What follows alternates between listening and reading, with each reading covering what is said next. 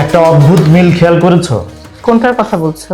Iraq যুদ্ধের আগেও ঠিক যা হয়েছিল, ইরানের ক্ষেত্রেও মার্কিন মিডিয়া এখন হুবহু সেই পথেই হাঁটছে। হঠাৎ করে মিডিয়ার পর্দায় এমন কিছু মুখ ভেসে উঠছে যারা ইরানি হয়েও মার্কিন আক্রমণকে স্বাগত জানাচ্ছে। সিএনএন বা অন্য বড় মাধ্যমগুলোতে এখন কিয়ান তাজ বাকস বা মাসি আল নেজাদদের জয় জয়কার। তাদের যুক্তি কি? বাইরে থেকে বোমা না মারলে ইরানিরা স্বাধীন হবে না।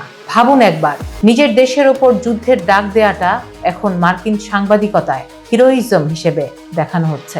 এখানেই সাংবাদিকতার সবচেয়ে বড় নৈতিক পরাজয়। কিয়ান তাজ বাকস বলছেন ট্রাম্প নাকি 47 বছরের পুরনো যুদ্ধ শেষ করছেন, অথচ 1953 সালে সিআইএ যে ইরানে মোসাদ্দেককে সরিয়ে কু করেছিল সেই ইতিহাস তিনি সযত্নে এড়িয়ে গেলেন।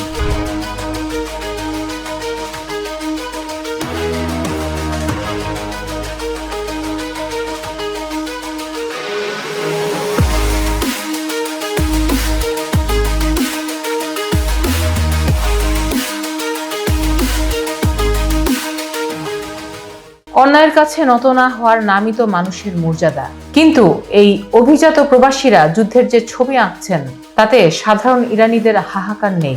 রেজা পাহলভির মতো মানুষরা তো আবার তেহরানের সিংহাসনে ফেরার স্বপ্ন দেখছেন মার্কিন বোমার ও বিমানের ডানায় চড়ে। কিন্তু বাস্তবতা হলো ন্যাশনাল ইরানিয়ান আমেরিকান কাউন্সিল বা এনআইএসির মতো সংস্থাগুলো কিন্তু যুদ্ধের ঘোর বিরোধী। কিন্তু মার্কিন মিডিয়া কি তাদের ডাকছে?